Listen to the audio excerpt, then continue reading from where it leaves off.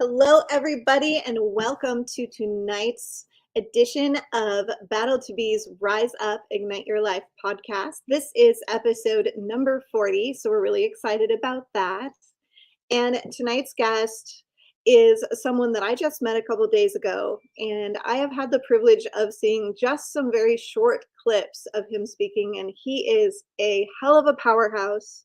He is a voice for change, and he has a over 30-year career in law enforcement. He's still serving in a very special way that we're going to talk about tonight. And he is an author, speaker, and absolute catalyst for change. So please welcome tonight's guest, John Kelly. Hey, Krista, nice to see you. I'm so happy to have you here. I actually just got to see you speak for the very first time this morning because you made a post on your LinkedIn and it was phenomenal. You are an impactful speaker for sure. Oh, thank you. It's easy to speak in front of large groups when you are passionate and you care about the message, right? And That's certainly it's a cause near and dear to my heart. It's funny, that conversation, I just had that conversation with someone today who is a aspiring speaker. And he said, I feel like I'm constantly running my head against the wall because like everyone tells me how to craft what I'm going to say, but it never feels right. And he actually hit his head and and had this injury, and then he had to speak and was just totally not prepared. So he went up on stage going, I don't know what I'm going to say. I don't know what's going to happen. I'm just going to do this. And in that moment, right before he spoke, he said he felt an absolute sense of calm and just let himself be himself. Right. And that's when it worked out for him. So, Yeah. and that's when he found his voice and what mattered and what he was going to continue to speak on, because he just let it happen. Yeah. It's So really cool when that happens. It's, when you're talking about the issues that we face as first responders, there's no script you can follow. Like I have some bullet points to make sure that I don't forget to talk about, it's a 3-hour presentation that I do. So I want to make sure that I talk about everything that needs to be covered. But how one talks about it and the stories and the examples, that's got to be real. That's got to be raw, or you might as well just play a tape up there and leave the room. that's why we do the show this way. No Right. No, preparation, I no love it. specific questions. We just go with the flow, which is super fun. I absolutely love it. So you were in law enforcement for 30 years. That's a Yeah. really long career. It When you say it that way, it certainly it's hard to believe sometimes. We get so used to changing professions, and I was very blessed. I was very lucky. I was able to change assignments in law enforcement whenever I started getting that itch, like, okay, this isn't keeping my attention. What's the next thing that I can get involved in and be excited about? And so I was really blessed. I was a deputy, field training officer, detective, canine handler. I got to hunt people, and I got paid to hunt people, which is like the best job in the world. And then I went to the training division, and I had a lot of great memories there, some really high speed stuff. And then my last gig, I was a motor sergeant, and so I got to run all the bigwigs around South Florida for my last 7 years. So yeah, it was in a blink of an eye, though. 30 years. It seems like a long time, but it really wasn't. It really wasn't. I'm doing, now I'm this. It's a second chapter. I had somebody tell me that you did your 30 so you could do this now, which kind of put things in perspective for me. Well, it sounds like you really enjoyed every minute of that career. Did you have phases when you weren't quite sure it was what you still wanted to do, or when you were just like wondering if you should still keep going, or You know everything what, Krista, I always loved it. I don't know that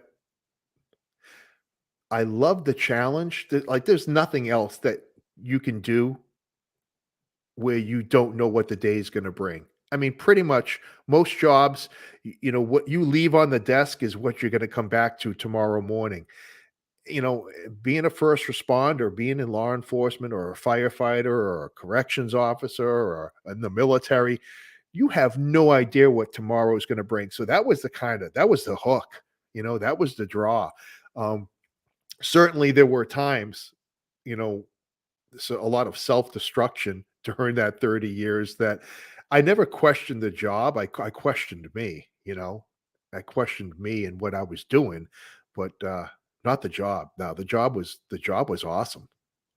Even with all the bullshit that comes with it, it's still an awesome job. I absolutely resonate with that idea of not knowing what the next day brings. And then in the very beginning of the career, there's this, you want the worst of the worst and the bad. Like you want to Right. see just the crazy and the chaos, and you're like, bring it on, bring it on. Right. At some points that changes a little bit, but I remember in the emergency room, the first few months, it was just like, bring on all the crazy, like, Right. that was cool. Let's do it again. Yeah, that's and you're I mean, you're seeing the aftermath of all that crazy, and then it gets crazy where you're at. I mean, it's just a continuing of this mess that started, hours, days, weeks ago that ends up on in your room. Right. Well, and I did tissue recovery too. So there's always so many stories Mm, to everything. Like as you say, everyone on the table has like this huge, huge story, and you want all the details and all the information, but you never get to know. You only get one little piece, which is your little piece. yeah, little snippets. Little snippets of absolute chaos, which is really a much bigger example of what's going on inside of us all the time, right? Sure. No, never ending, never Never ending. ending. So, was law enforcement what you wanted to do when you were a little kid? Do you remember what you wanted to be when you Uh, grew up? I had I had some uncles that were in the military. One was a Green Beret, one flew rescue choppers in Vietnam. So I was leaning really heavily. In '87, I went through OCS in the Marine Corps in Quantico, and that was that kind of, do I go into the Marine Corps? Do I go into law enforcement? So really, from early on, it was going to be one or the other, and I think law enforcement won out on that one. Yeah. Well, it sounds like you went to exactly where you were meant to go. I think so. I don't, Krista, I can't see me ever doing anything else. It's, that mission, right? Taking care of people that can't take care of themselves, protecting people, righting wrongs, holding people accountable, being the enforcer, being the provider, being the caregiver, all in one. Right? So, there's a lot of people that go into helping professions because they're trying to get away from like a life of trauma or a difficult childhood, or to right the wrongs that happened to them as children. Is that something that guided your path, or Unbeknownst to me. So through this journey, I realized that it was so much easier to fix everybody else's problems at the expense of ever really taking a hard look at myself. So as long as I had somebody else to fix, I was good, you know. And so that kind of the job kind of provides that for you, doesn't it? I mean, it gives you a problem, huge problems every day to take care of. And I think for at least for me, I did that at the expense of ever taking a hard look at myself and addressing the issues that I had. And, you know, you can only wear the mask for so long, right? You can only pretend for so long. And then, yeah, the job provided that perfect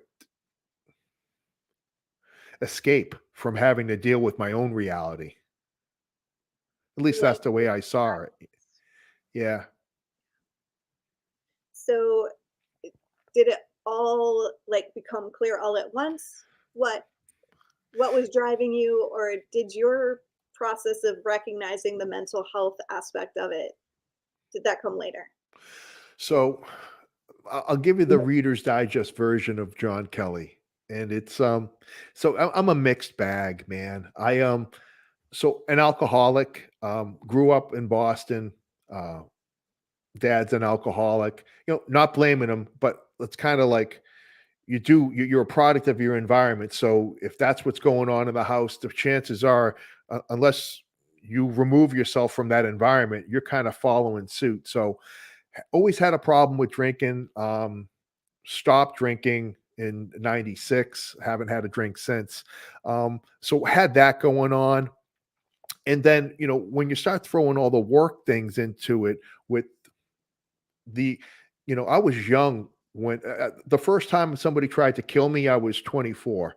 And so that's, um, I was never, nobody ever, I'm sure people wanted to kill me in the past, but I just never was confronted with that life and death thing. And so right out of the gate, I was about a year and a half on the job and I had somebody trying to kill me, hand to hand stuff, and it got real nutty. And, you know, now the trauma is starting to sneak in.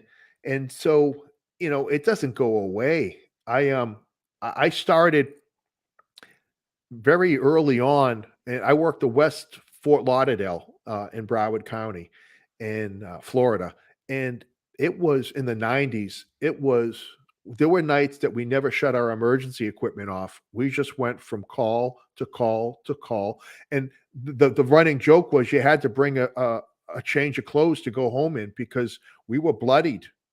We were just bloodied at the end of every night. Some of it was our own, you know, often it was somebody else's, but you couldn't go home wearing those same clothes that you worked in. It was just, and so, we would all joke about it, but at the end of the day, that's somebody's brain matter in the backseat of your car. And so, all these things, and I don't have coping skills, at least I didn't then. So that trauma and that horror kind of caught up quickly. And it's what we talk about now, right? The our inability to deal and cope and use healthy ways to deal with the horror. And unless we can acknowledge what's going on around us, we stay in that denial mode and we isolate and we self-medicate and we do all those self-destructive behaviors. And at the end of the day, we're laying in bed crying, staring at the ceiling fan, wondering, what the hell's going on. And that was a good portion of my life, even through marriage. And the vast majority of my career, I didn't start connecting the dots till, you know, 20, 25 years into my career. It sounds crazy, but there was looking back, and that's what gets me angry, and that's what fuels what I'm doing now because I'm moderately intelligent, right? I mean, I'm not a scholar, but I'm right around that, the scale, right? I'm in the neighborhood. Um, and it took me almost 20 years to figure it out about what I was doing to myself and the pain I was causing my family, and just if you're getting to the point where you're thinking about killing yourself, something's not going right. You're not doing well. And if everybody that you vow to love and take care of and protect, if you're failing them, and at the end of the day, it's a really shitty day when you have to look in the mirror and hate the person looking back at you. That demands you doing something about it. And I got to that place. Um, I wish I got to that place sooner because I would have been able to save a lot of people, a lot of heartache and a lot of pain and a lot of suffering. You get to that place when you get to that place. But yeah, it was a hell of a ride. It really was. This, that 25 years of not knowing what's going on, that is why you and I are both doing what we're doing, because Yes. we need to be educating and intervening before there's a problem, not after, right? Right. Right. No, and you know what? We said this before we started recording, right? You don't know what you don't know. And it's if the culture promotes isolation or an over reliance on alcohol and drugs to cope with the horror, if the profession doesn't promote family, because listen, we talk a good game. That's a bunch of shit. Uh, you know, our professions pull us from our families. They do the exact opposite of nurturing a family. And so we let it happen. We let it happen to us, and we don't ever say no. We don't ever take a stand to protect our families from. You see, this is the other thing, Krista. When we go through shit, we just think it's our own shit. We completely forget that there's a family there, that there's a kid there, that there is somebody that is being victimized by your poor decisions, by your bad decisions, by your inability to take care of yourself. And that ripple effect is real. And, I remember I said I was a mixed bag: alcoholic, addict, adulterer, um, thoughts of wanting to kill myself. That paid a you know, it fucked with me a bit, but it was devastating to my family. And like they're the last ones to ever get any help in all this. I crazy. My daughter's 25, and once a week we go out in the back. I have a fire pit down by the in the backyard, and we go down there and I throw some logs on the fire and we put the phones away and we just talk. And it could whatever the topic is. And I'm very honest and open with my daughter. We've got a really great relationship despite my best efforts to destroy my family. Um, I kept that relationship with my daughter really strong. And we would talk, and I mentioned, I had an affair and I stepped out on my wife and all the turmoil and pain that caused. My daughter was old enough to know something was wrong, but really not old enough at the time to know what it was, right? And I talked to her about, the mistakes that I made because I also want her to know that perfect doesn't exist, right? That, we when we start holding ourselves to these unrealistic expectations, we're going to be disappointed. So I talk about not being perfect, and I talk about owning it. About when you make a mistake, you have to own it, and that's the only way to come back from it. And we got into it, and I talked to her about what happened when I stepped out on her mom, and how we got counseling, and how my Nicole, she owned her part in all this, and that we got therapy and counseling. And then she looked at me, and Krista, it broke my heart. She said, "Now this is she's 25 years old having this conversation with me 15 years ago." She goes, "Did you ever think that I needed to talk to somebody?" Mm. You want to talk about fucking failing as a dad? Um, and I looked at her and I said, "It's like it's almost like, what did you say? Did you ever think that I would need to talk to somebody?" Here I am thinking that what I'm doing isn't affecting my daughter. Like, she's little. Why would she know, right? How could this possibly affect her? Um, and it broke my heart. I was like, I said, "Baby, I know sorry is kind of empty right now." I said, "But I was just focused on your mother and I trying to get that relationship back, and try to get us on track. And I didn't even think that what was going on in our house was having a spillover and was affecting you. And and I think, my takeaway from that is, I spoke about this not too long ago about the importance of, the guy who has the affair is going to now fucking lecture everybody on being faithful. I listen. I get the hypocrisy, but if I'm owning it, all right, I fucked up. But so let's learn from that, so everybody else doesn't have to make the mistake that I made. Um,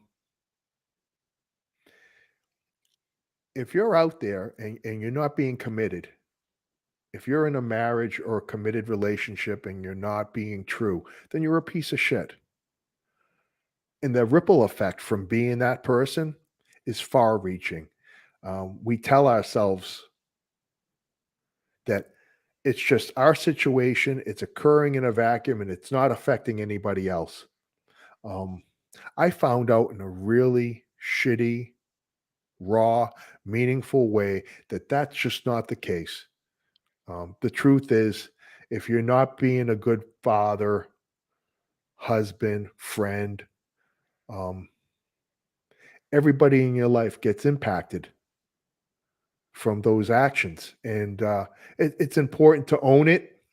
It's important to recognize it. And then, more importantly, Krista, we got to do something about it. We got to take action. And taking action is where everybody talks a good game.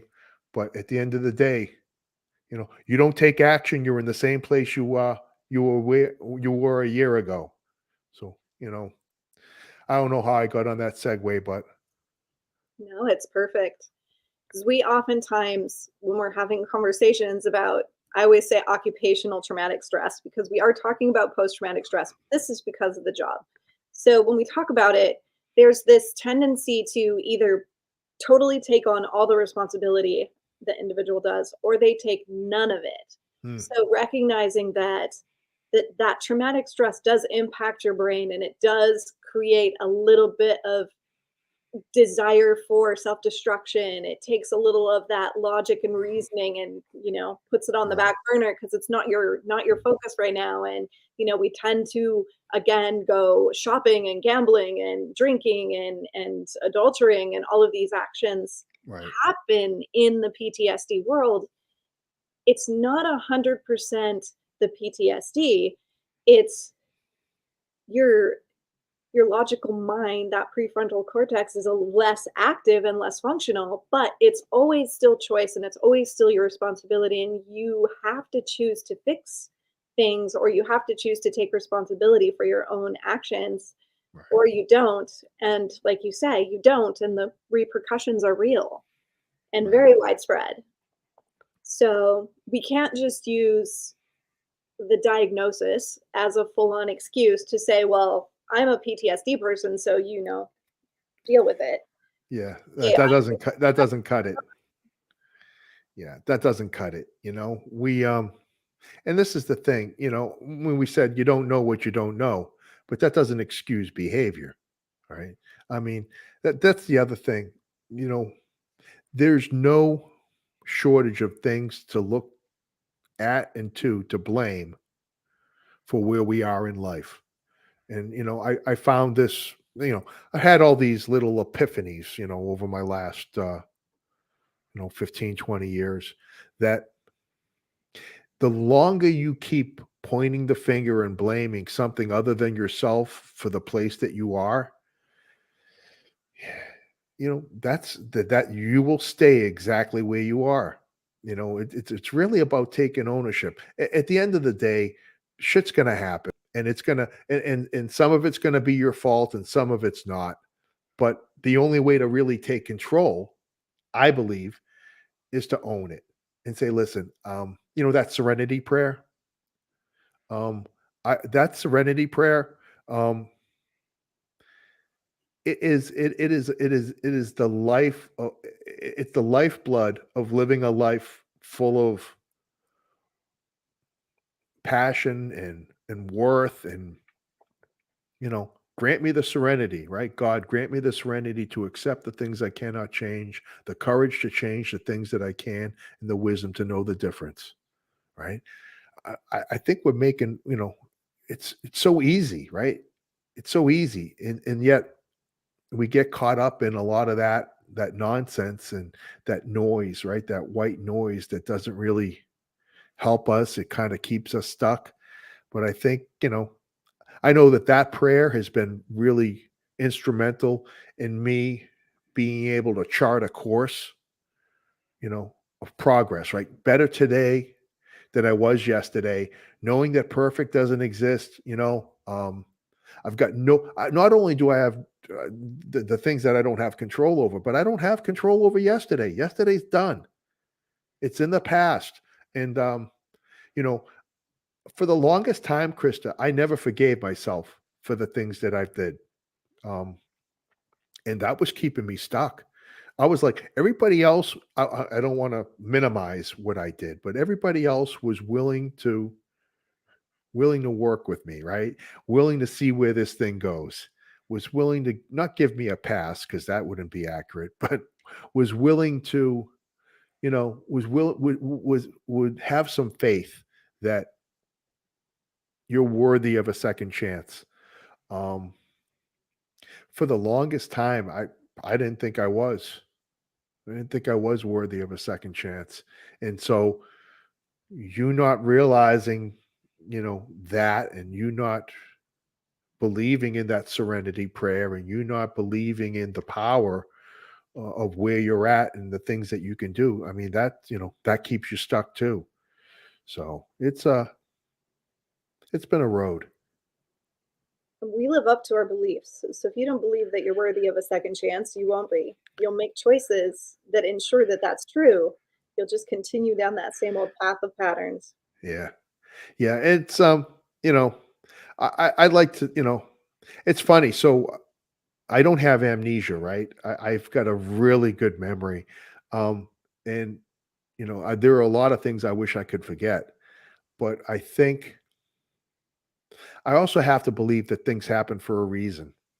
And people always say, when they win the lottery, oh, it happened for a reason. Well, yeah, no shit. It's a positive thing, right? Um, but what about the horror? What about all the bad decisions? What about the pain you cause? I think that has to happen for a reason too. I mean, it can't just be one way. It can't just happen for a reason when the outcome is good. If the outcome in the moment is really shitty, then that had to have happened for a reason. And I don't know that I can explain why, or I'm the authority on that, but I think it shapes us. And I think if the things didn't happen to me and I didn't make the decisions that I made, I wouldn't be here.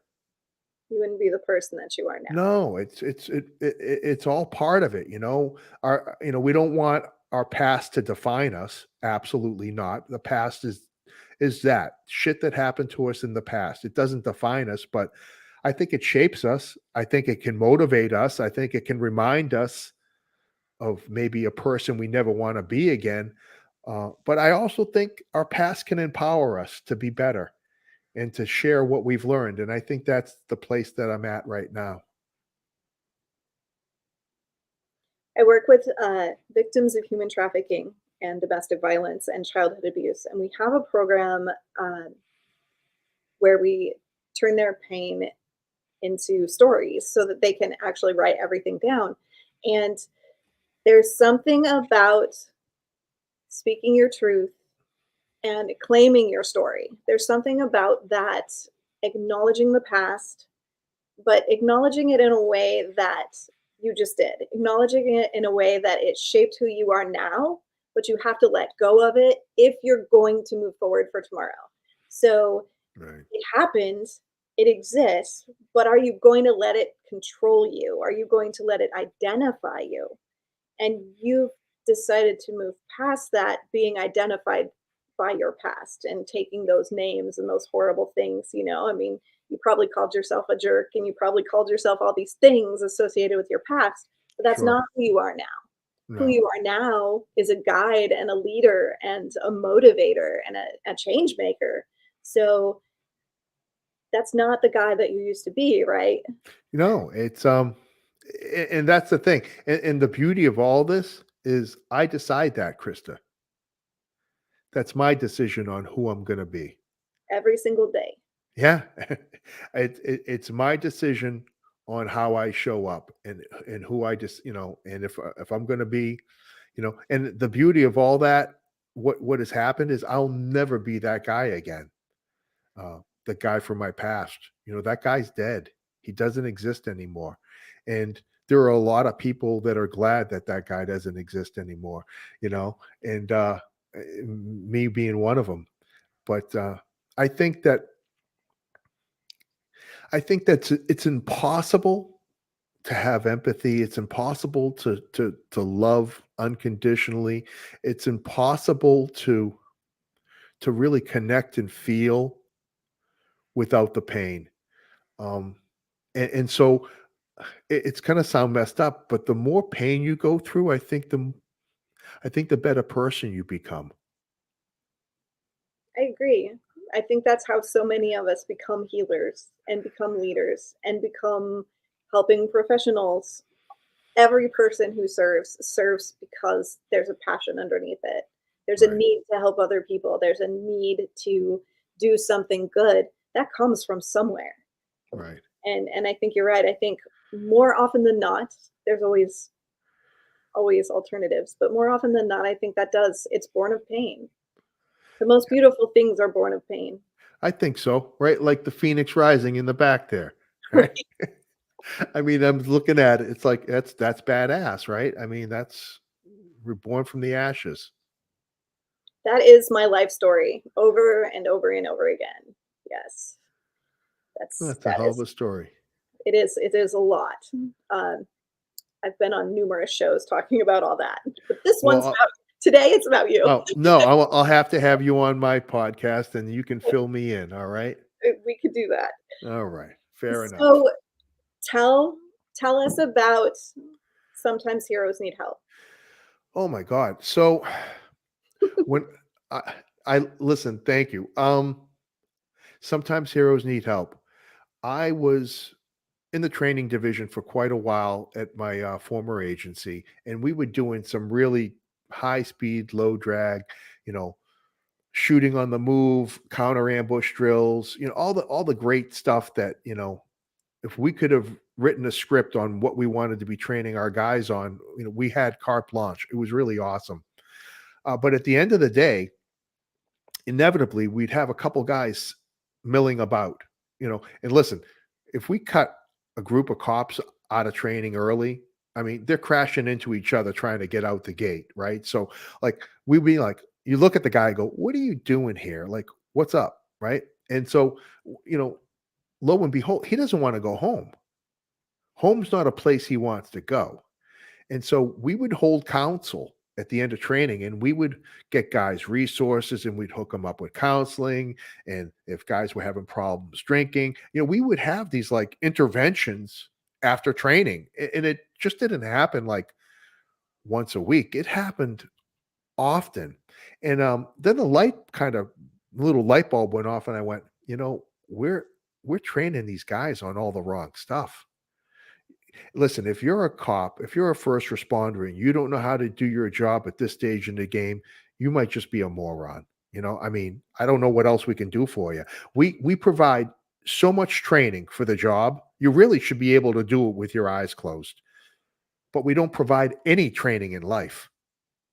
Zero.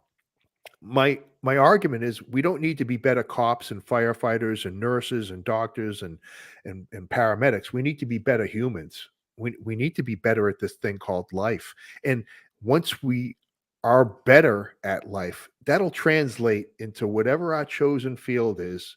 We will become superstars, but not if we can't handle the life aspect of it. So that's how sometimes heroes need help was born. It was a realization that the things that were tripping guys and gals up was not cop stuff. It was the life stuff. So I developed a program that addresses the personal, professional, financial, physical, and mental health of our people. And I use a lot of my own life experiences. And each block kind of shows like, all right, these are the holes that you can fall into. And more importantly, this is the way to get out of them. And it's really from like a firsthand basis. I wasn't joking. Alcoholic, addict, adulterer, and I go, and that's just the A's. We go to the B's, the C's, and the D's, and then it just turns into a whole program, right? Um, so I've been putting that program on for about a year and a half now, and I'll speak to agencies, I'll speak to their command staff, their frontline supervisors, their deputies. It's really been really humbling, Krista.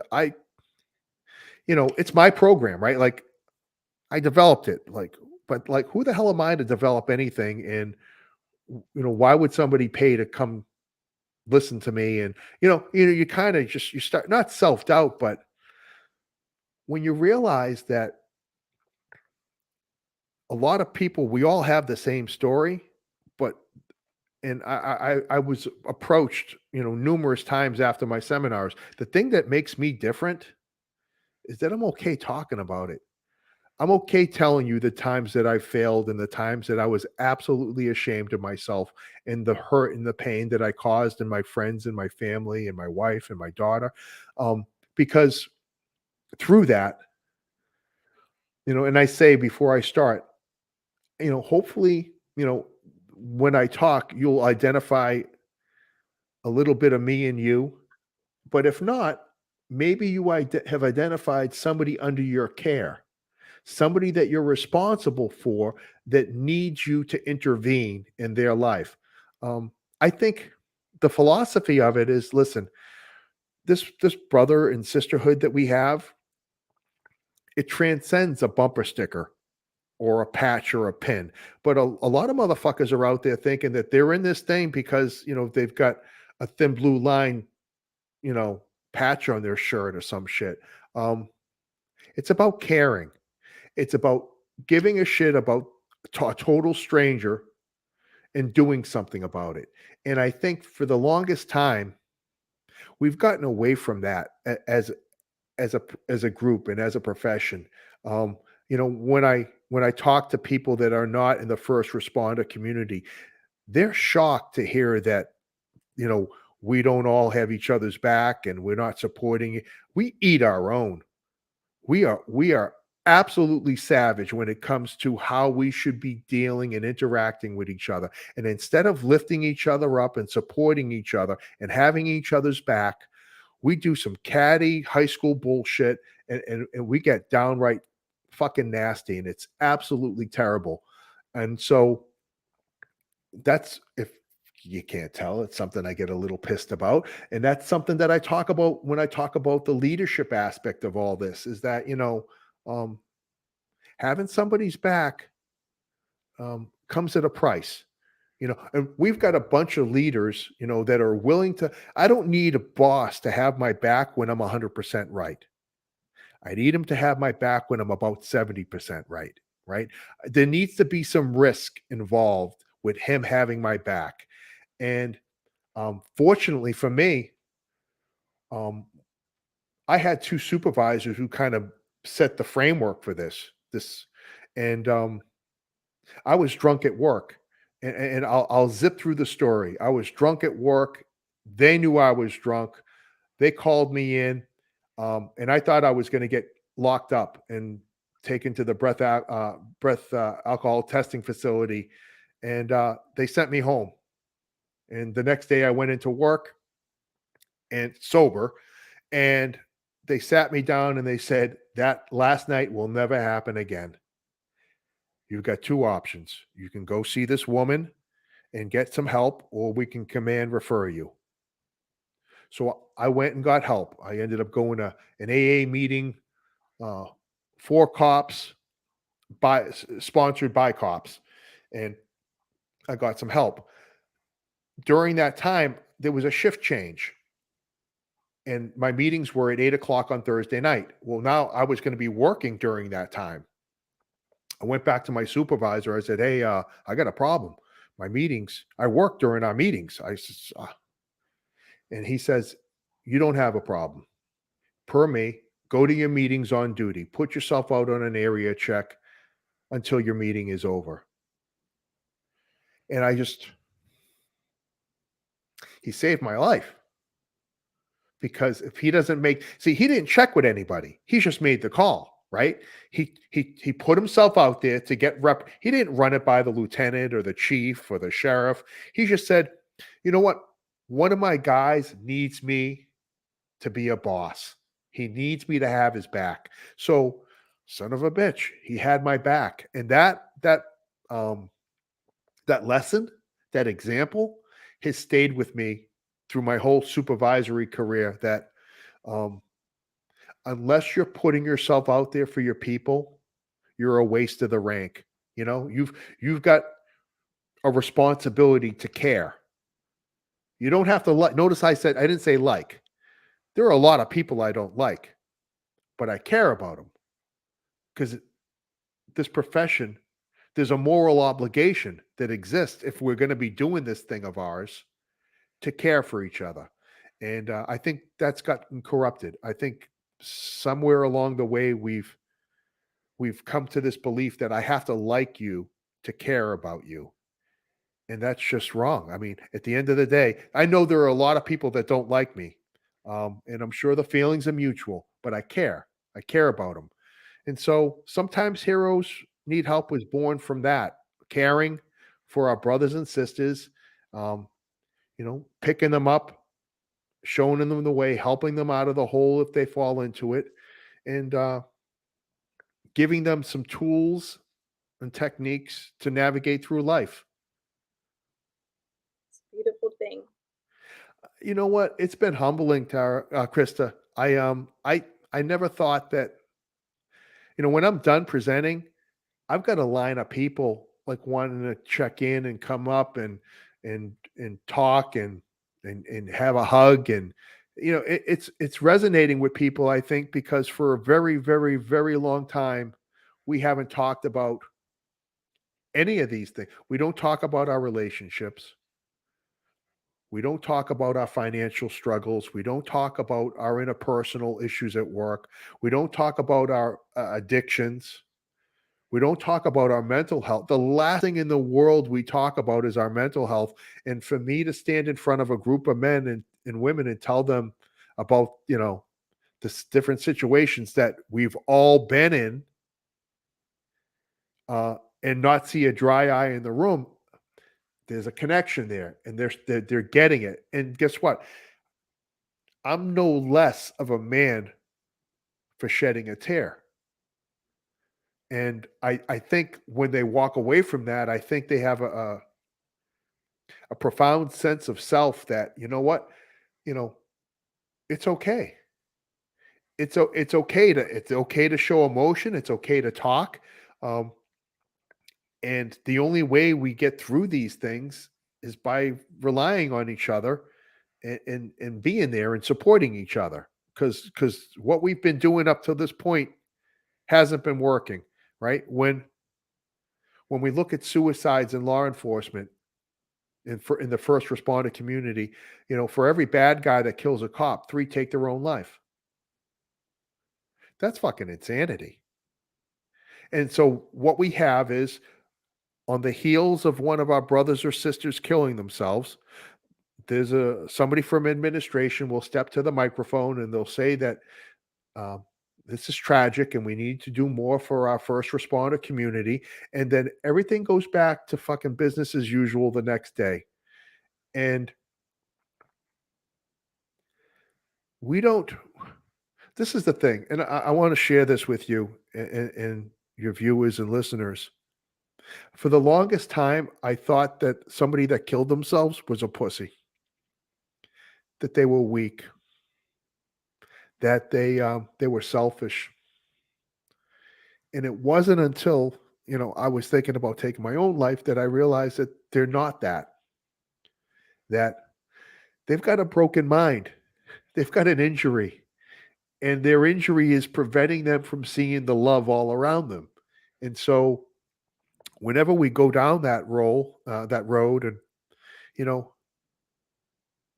there was a saying, try not to apply a healthy mind to one that is damaged, right? To one that is injured. And that's what we do. And I don't think we're we mean to be mean spirited, but I think if we just how could on one hand this person be the guy that everybody goes to? How could on one hand that girl be the person that everybody relies on, who's the person who's always at the front of the stack, who's the person who's always looking out for everybody, who's the person who will get injured so you can be safe? How can that person be something less if they take the wrong? It doesn't make sense. They're not less. And we've got this fucking stigma that we've associated with it, because I don't think we've ever, when things hurt us and when things are really scary, we don't talk about them. And so by not talking, we keep perpetuating this myth that you're less if you take your own life, and nothing could be farther from the truth.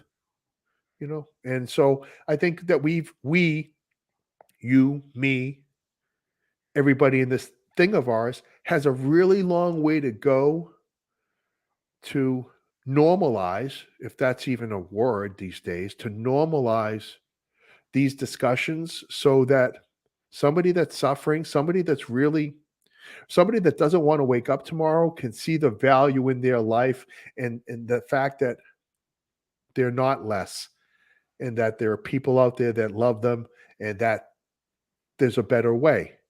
But if we can't even have the conversation, you know, it's about early intervention, right? It's about getting to that person before they get to the depths that they get to. And I don't think we do a good job of that either. You know, like I said, we've got a lot of work ahead of us. That is my life's goal, that preemptive, that Right. preventative. But the funny thing is you mentioned that how they get up to the microphone, the leaders, and they're like, we need to change this. But I know two people that have programs that do preventative, and they call everyone. They call everyone and say, this is what we're offering. This is what we want to do for training. This is how we can help your people. And the answer has so often been, we don't have a suicide problem in my precinct. My people don't kill themselves. My people are fine. Literally. And again, So it's just it's really it's the measure, right? See, the only way, the only matrix that they're using is once you die.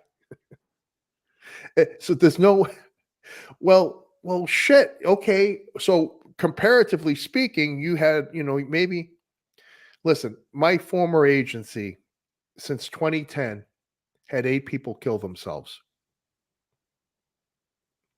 That doesn't include recently retired, because if you start looking at retirees, listen, if you start looking at retirees or people that are no longer active duty, whether it's in the medical field, the firefighters, corrections, if you start looking at the retirees, that number increases exponentially.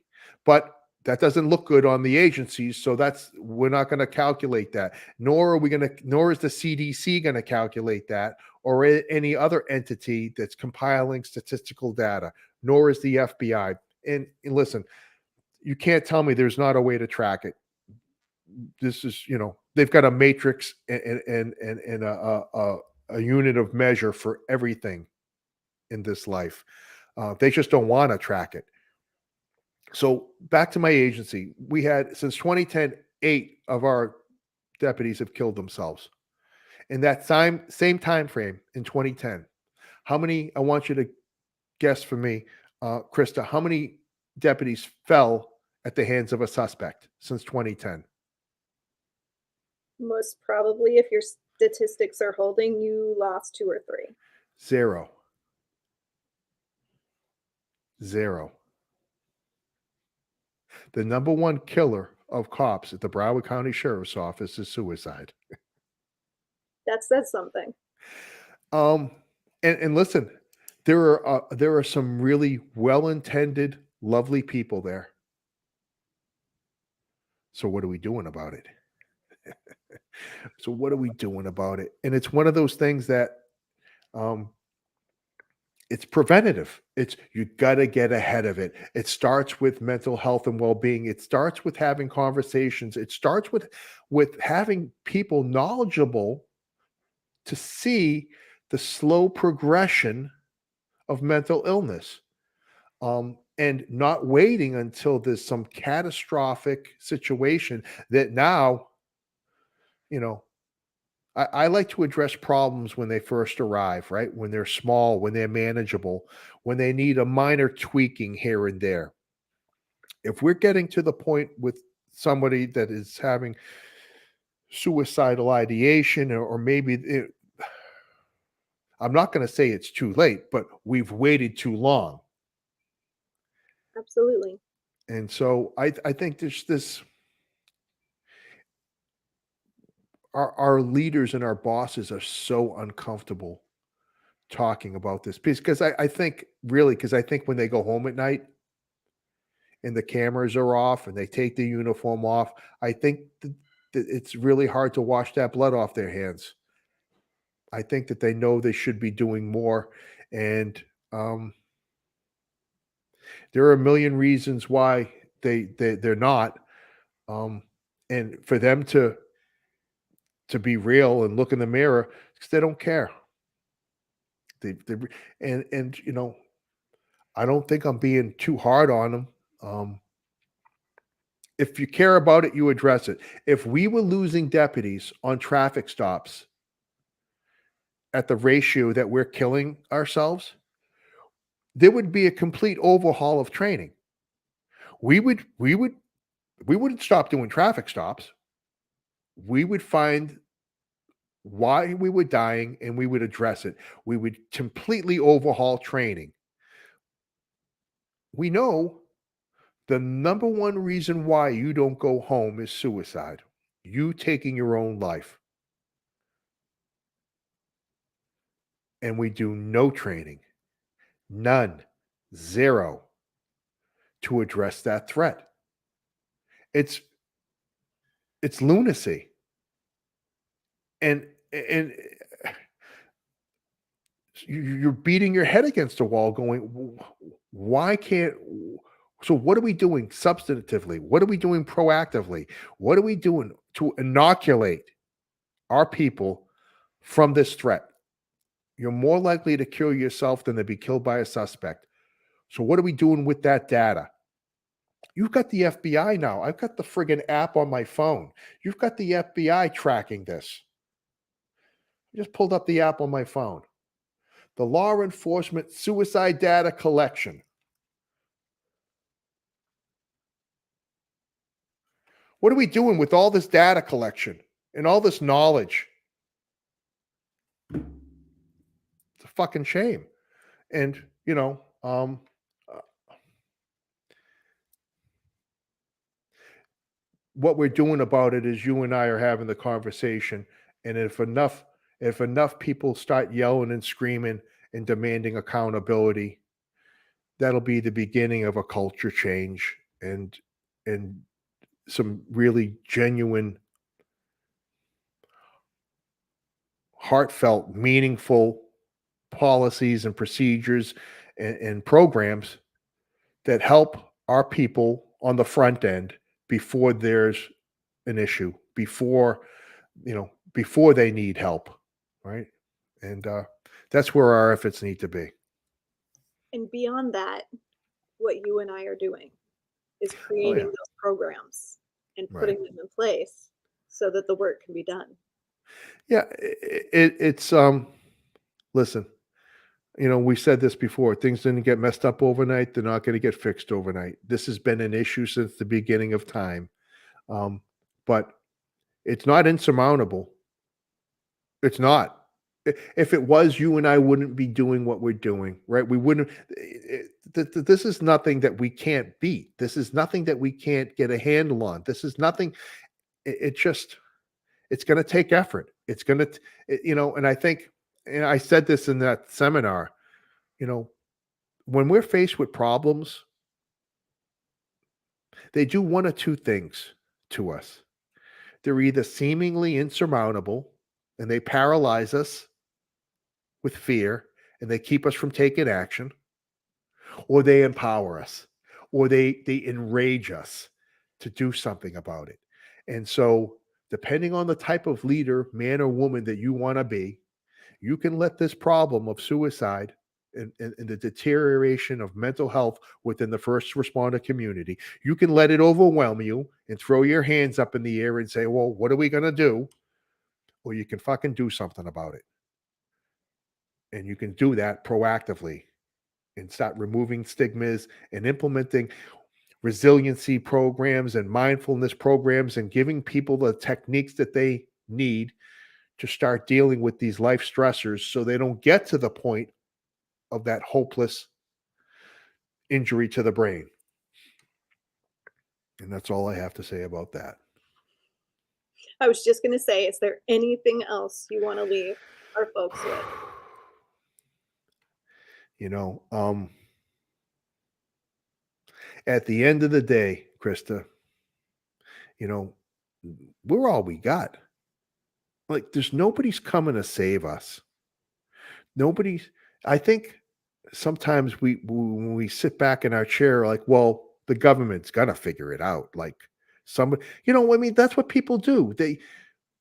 Well, the police are going to come. They're going to solve the problem. Or, you know what? The fire department, the doctor, the nurse, they're going to help me. They're going to save me.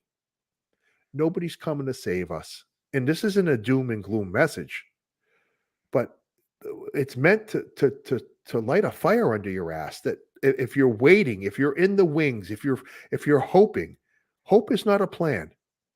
We've got to take action. We've got to do something about it. We've got to get ahead of this. And at the end of the day, I've got a saying, if not me, then who? If not you, then who?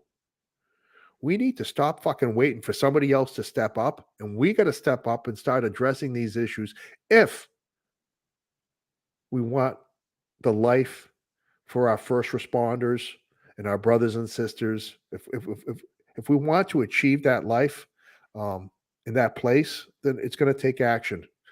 And that would be the last thought I would leave. Thank you so much for being here with us tonight. It's my pleasure. Forward to connecting with you again. Always a pleasure. Thank you, everybody, for being here tonight. And if you are a leader in a department, police, fire, emergency room, any frontline first responder, high stress profession, and you're interested in making these changes, connect with battle2be.org. Our website is on the video. We will, in the next few months, be launching a program that is scientifically validated and supported for prevention, pre-hire and at hire, resilience, mental health maintenance throughout the course of the career, and recovery services for those who are struggling with the symptoms already of occupational traumatic stress. So the program, it will soon be available. We can come and teach your staff how to implement it. We can get you all the documentation that you need, and we can train you guys to keep it going. We also have online support and a membership, so you can have all of your employees can have access to our resources. Super inexpensive, real world, realistic, very logical, and this is not something we can't overcome, and it's very much more simple than you think it is. And if you want John Kelly to come and talk, to come and speak and inspire your employees to get some information in their hands that can change lives, I will put a link so that you can access him. And he has a book out there that we didn't talk about tonight, so you may want to look him up. I am sure it's available on Amazon. It is available on Amazon. So I will give you guys that information as well. If you want to support this podcast, please push the button at the bottom of the broadcast once you see the anchor link. And I will be posting this up in about 30 minutes in case you missed our live.